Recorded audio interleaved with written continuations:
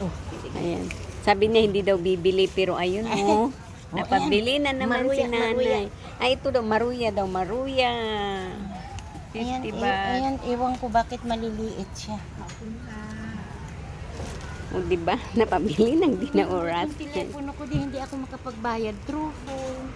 Ayan na. Kailangang ayusin. Kasi nag-withdraw ako kahapon.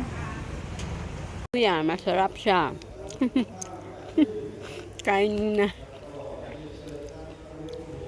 Islihin mo, nasaan ang... Ayun na nga. Ihi muna tayo.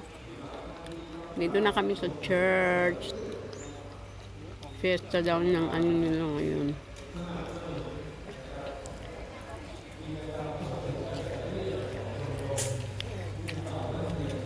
Daming pinamili ni nanay. Ay nako. Mamaya ako na ang gagawin niyang ano. Gagawin niyang driver. Ang bigat na ng aking bet-bet.